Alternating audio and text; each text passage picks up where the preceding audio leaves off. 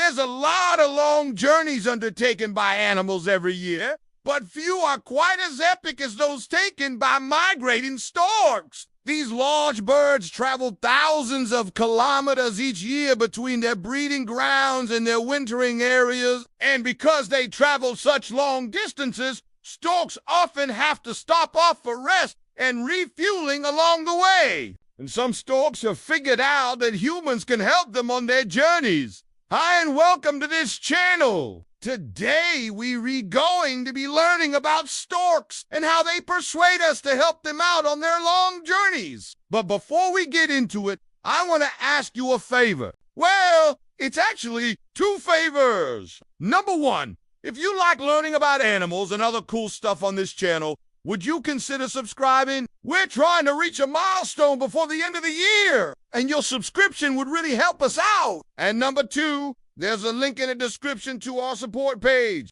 If you'd like to support us in this channel and our work in conserving rare birds, then please consider donating. Even $1 a month would be massively appreciated. Anyway, let's get into it. As I said at the start, storks undertake some truly epic journeys each year. White storks, which can be found across Eurasia, undertake migrations of up to 12,000 kilometers each year. That's roughly the same distance as flying from London to Sydney, and they do this every year. Just imagine the blisters. Obviously, white storks don't do this entire journey in one go. They stop off to rest and refuel many times during their migration. And while they are undertaking these epic migrations, storks need to consume huge amounts of food to keep themselves fueled. In fact, to maintain their strength and energy levels during migration, storks need to eat around a quarter of their body weight each day. This typically comes in the form of small fish, frogs, and baby turtles, which they can pick off with their massive beak. However, sometimes, and especially when they are passing through human-dominated areas, storks struggle to find enough food.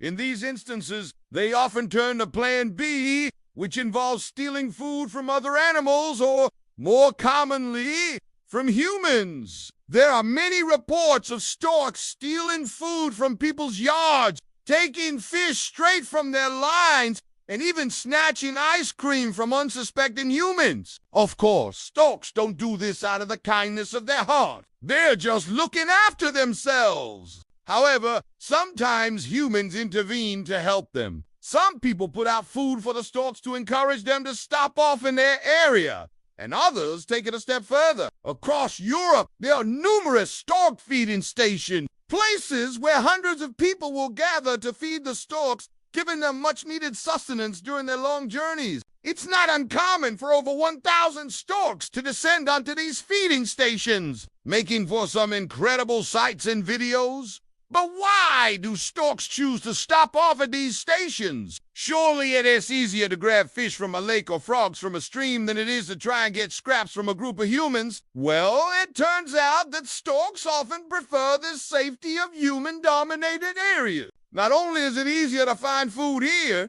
but there are also fewer predators. And thanks to their incredible eyesight, storks can spot us coming from a long way away, allowing them to escape before any predators can catch them. When you think about it, it makes sense that storks prefer human landscape. Their ancestors first started following humans around thousands of years ago, taking advantage of the scraps we left behind. Over time, this behavior has been passed down, and today's storks still take advantage of our mess. The relationship between humans and storks goes back so far that in some cultures we have become something of a legend. We're set to bring babies to new parents and take the elderly to heaven when they die. Of course, these are just myths and legends, but it does show how important storks have been to us throughout history. And it seems as though this importance is only growing. Thanks to our help, storks are now able to breed successfully in human-dominated areas.